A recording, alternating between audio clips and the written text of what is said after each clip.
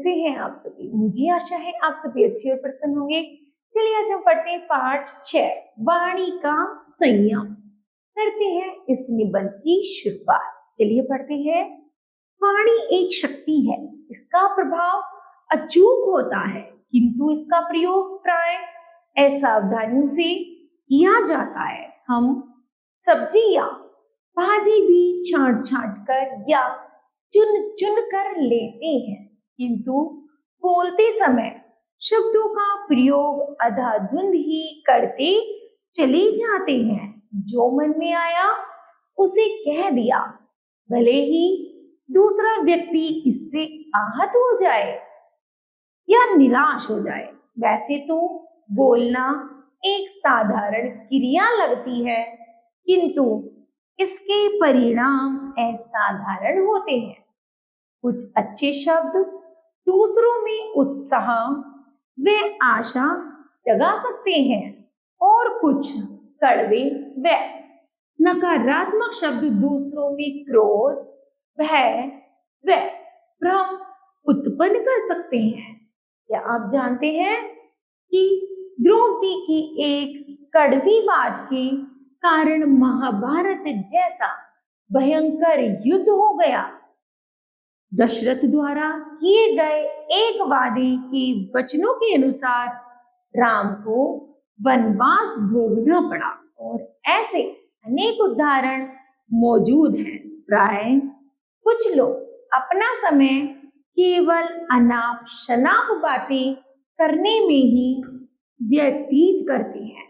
ऐसे लोगों से सब परेशान हो जाते हैं।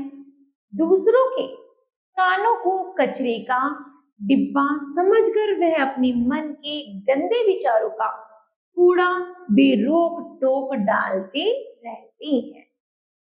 आप शायद सोचते होंगे कि केवल सुन लेने में क्या हर्ज है, पर यह आपकी एक भूल है। हमारी कानों द्वारा सुनी गई हर बात हमारी मानस पटल पर अंकित हो जाती है। वह उस पर ऐसी छप जाती है जैसे पुस्तक पर अक्षर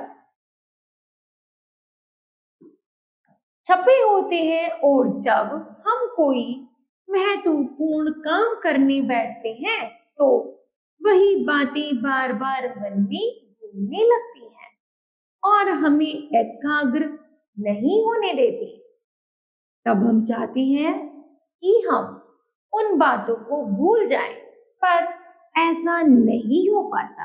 हाँ, यदि हम पहले से ही सावधान रहे कि व्यर्थ की बातें न बोले ही सुने तो हमारा मन स्वच्छ और शुद्ध रह सकेगा।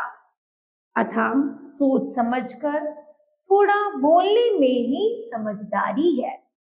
अधिक बोलने पर कुछ ना कुछ अनुचित बातें मुख से निकल ही जाती हैं, जो हमें मुसीबत में डाल देती है। हमारे ऋषि मुनि तो मौन व्रत भी रखते हैं, क्योंकि इससे मन में दृढ़ता आती है। भले ही हम मौन व्रत ना रखें, किंतु दिन में कुछ समय मौन बैठने का भी अभ्यास करना चाहिए। ठीक है, तो बच्चों इस तरह यह पाठ समाप्त होता है। तो बताओ आपने इस पाठ से क्या सीखा? हमने सीखा कि हमें अपनी वाणी पर संयम रखना चाहिए, अर्थात हम जो भी बोले उसे सोच समझ कर बोलना चाहिए। ठीक है, तो मुझे आशा है बच्चों यह पाठ आप सभी को समझ आया होगा। धन्यवाद।